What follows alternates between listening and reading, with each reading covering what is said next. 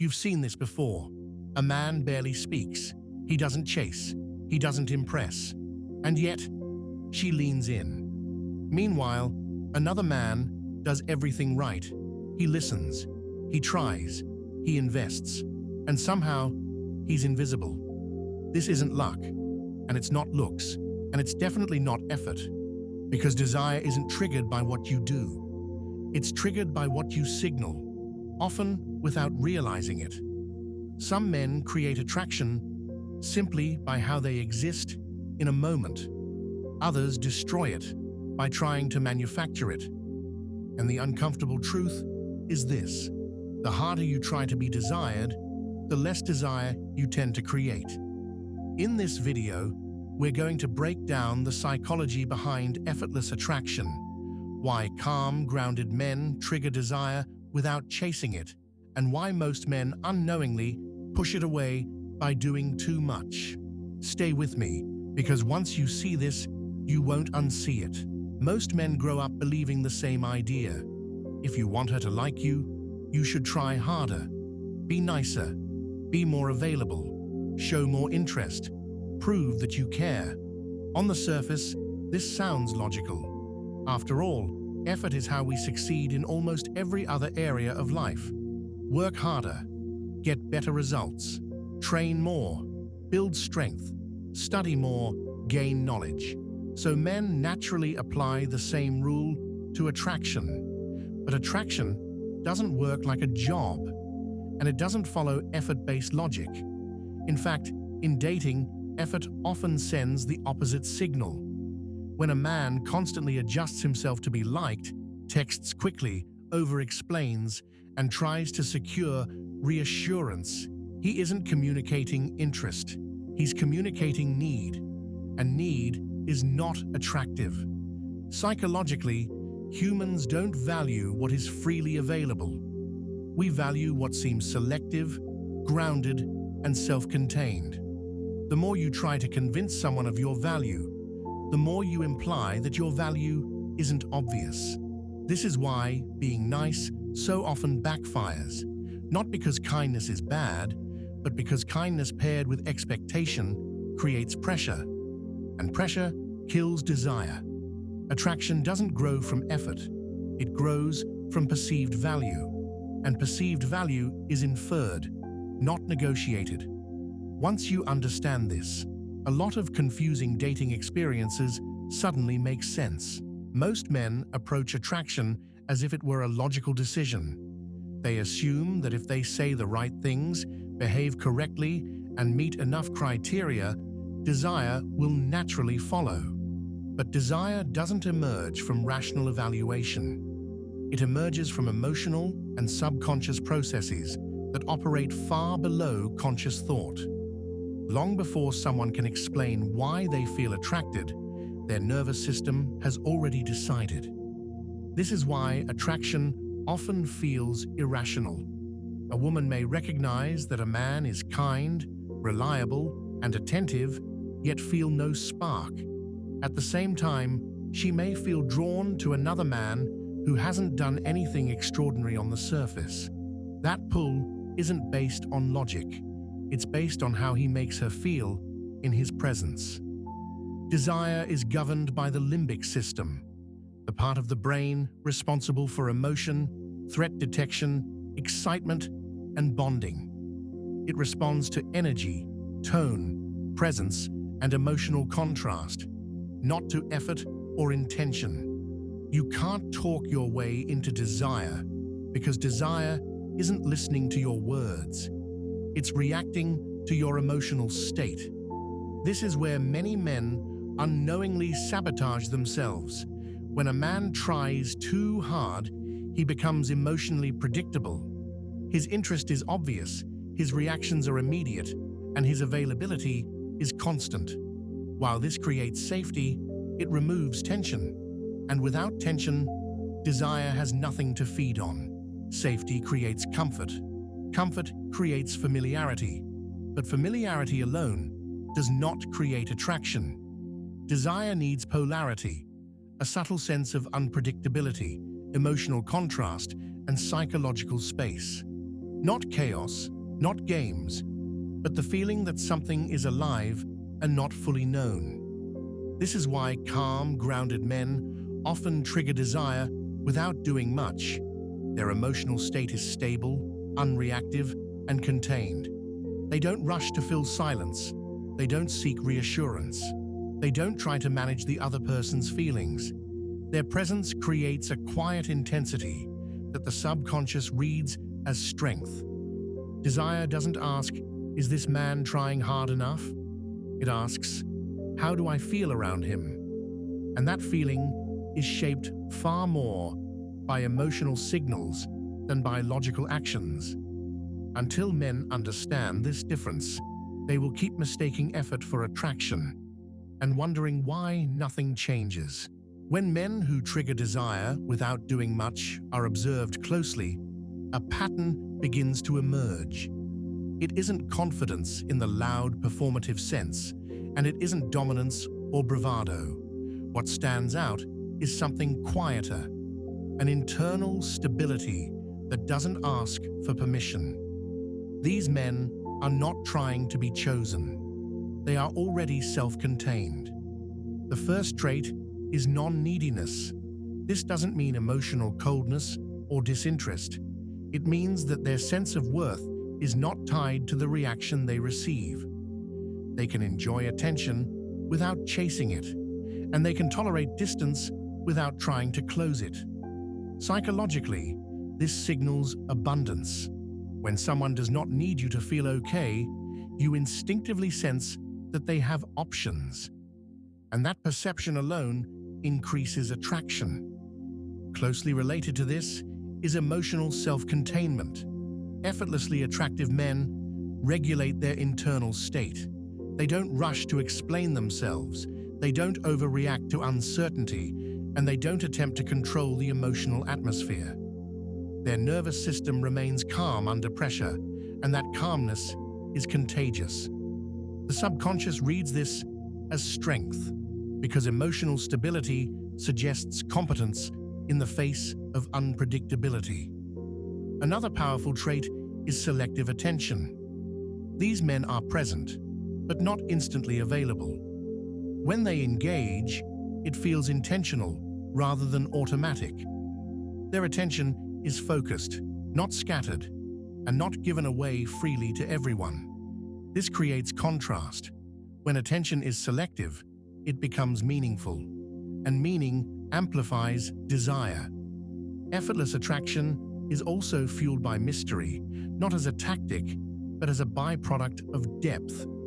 These men don't overshare. They allow silence. They don't rush to fill every gap with information or validation. As a result, the other person's mind begins to fill in the blanks. Projection begins, and projection is one of the strongest drivers of attraction. Desire grows in the space between what is known and what is imagined. Finally, there is internal purpose. A man who triggers desire effortlessly has a life that moves forward with or without romantic validation. His goals, values, and direction exist independently. A woman doesn't feel like she is the center of his world. She feels like she is being invited into it. This distinction is subtle, but it changes everything. One creates pressure, the other creates pull. None of these traits can be faked for long. They are not techniques or behaviors to perform. They are signals that emerge naturally when a man is psychologically grounded. And this is why some men seem to do almost nothing, and yet everything about them creates attraction. To understand how effortless attraction actually shows up in real life, it helps to look at small moments rather than big gestures. Attraction isn't decided in dramatic scenes. It's shaped in subtle, everyday interactions where emotional signals are exchanged quietly. Take texting, for example. A man who tries too hard often responds immediately, fills every pause, and adds extra messages to keep the interaction alive. His intention is connection, but the emotional signal is urgency. In contrast, The man who triggers desire effortlessly responds when he has space to do so. His replies are calm and complete, not rushed or inflated. Nothing about his behavior feels pressured, and that absence of pressure allows interest to grow naturally. On a first date, the difference becomes even clearer. The effort-driven man feels the need to perform. He talks more than he listens, tells stories to impress, and subtly tries to manage how he's being perceived. The effortless man, on the other hand, is relaxed. He doesn't rush conversation or force chemistry. He asks questions out of genuine curiosity and allows silence without discomfort. Because he isn't trying to create attraction, attraction is free to arise. After intimacy, the contrast often becomes decisive. The man seeking reassurance may change his tone, increase his contact, or look for signs that the connection is secure. While understandable, this shift communicates emotional dependency. The grounded man remains consistent. His warmth doesn't disappear, but neither does his center.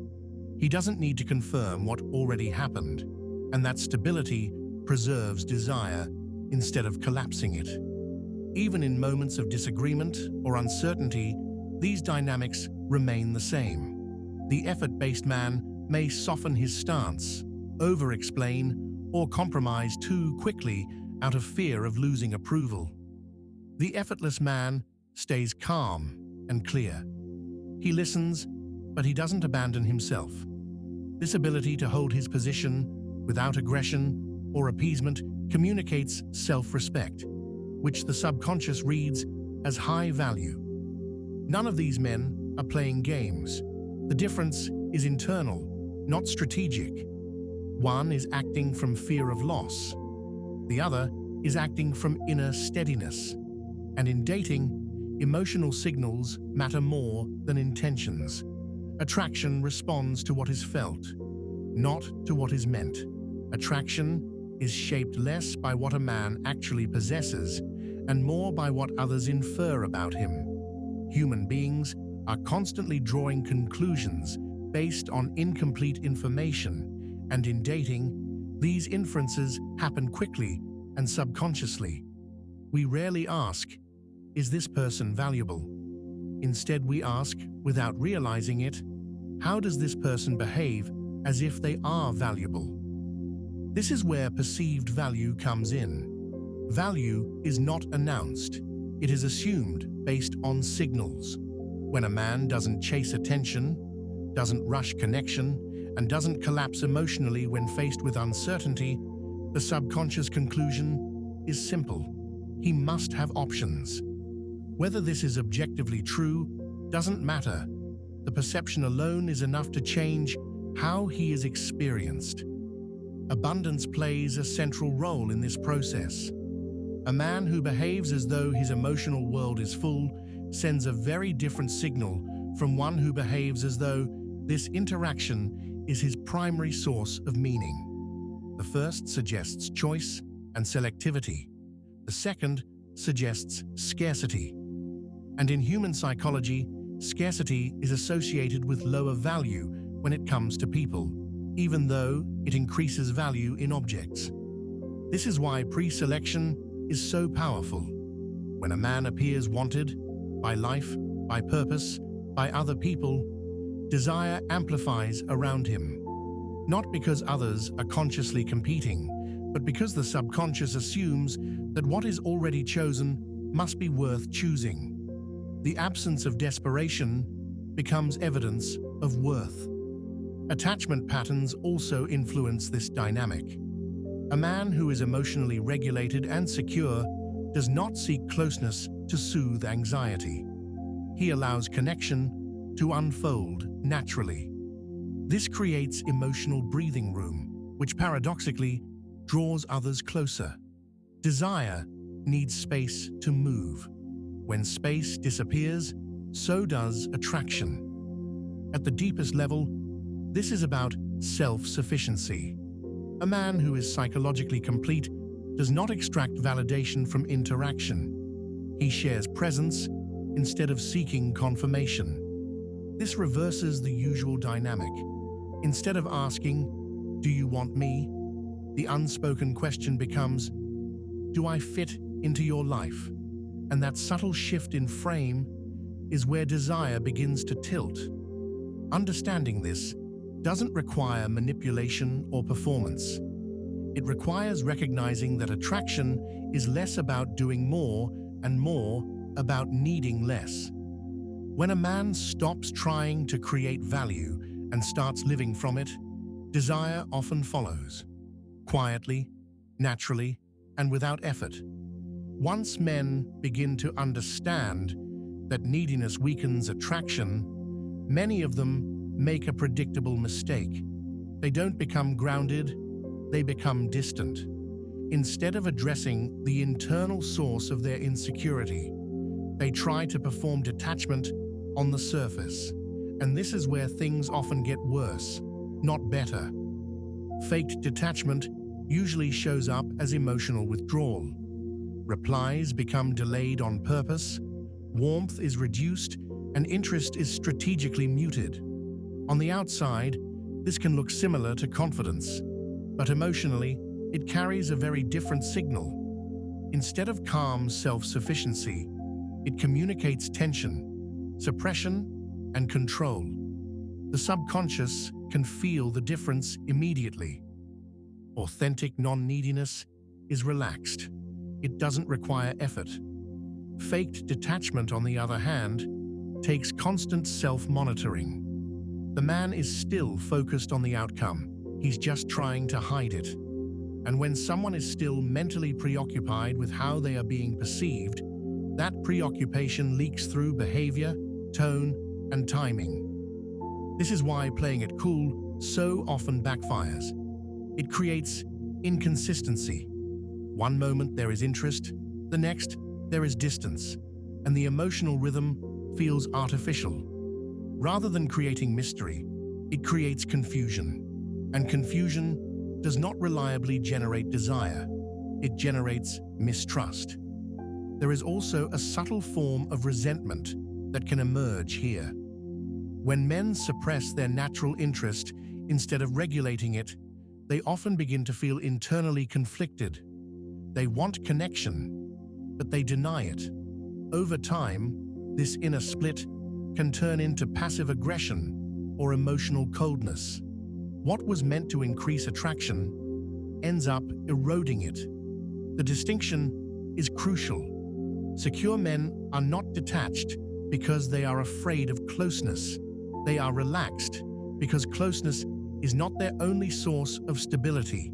Their interest is clean, direct, and unforced. They don't withdraw to regain power. They simply don't lose themselves when connection deepens. Until men understand this difference, they oscillate between over-investing and pulling away. Both are reactions to insecurity. Effortless attraction emerges only when neither extreme is needed, when presence replaces performance and steadiness replaces strategy. At this point, it should be clear that effortless attraction is not something you do. It's something that emerges when a man's internal world is stable, full, and self-directed. So the question is no longer how to act differently, but how to stop acting from need. The first step is building a life that doesn't revolve around dating outcomes. This doesn't mean avoiding relationships or suppressing desire. It means creating sources of meaning that exist independently of romantic validation. Work that challenges you, physical training that grounds you, creative or intellectual pursuits that absorb your attention. These are not distractions. They are stabilizers. When your sense of self is anchored elsewhere, dating stops feeling like a referendum on your worth.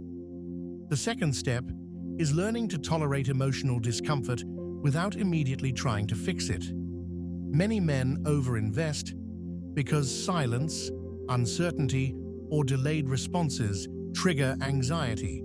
Instead of reacting, they seek relief through action. Practical integration means noticing that impulse and letting it pass.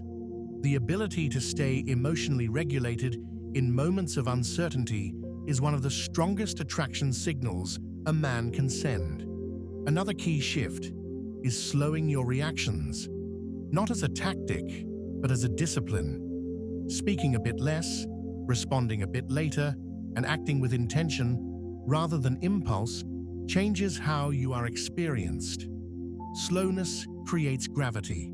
It allows your words and attention to carry weight instead of blending into noise. Equally important is learning to speak and act from clarity rather than approval-seeking. Say what you mean without over-explaining. Hold preferences without defending them. Disagree without trying to soften yourself into acceptance. This doesn't make you rigid or cold. It makes you legible. And clarity is deeply attractive because it signals self-respect. Finally, detach from outcomes, not by pretending you don't care, but by accepting that attraction cannot be controlled. You can show up present, grounded, and honest, and still not be chosen. That reality is not a failure. It's evidence that desire is selective by nature. When you stop trying to secure results, your energy shifts from grasping to inviting. Becoming this man is not about mastering dating.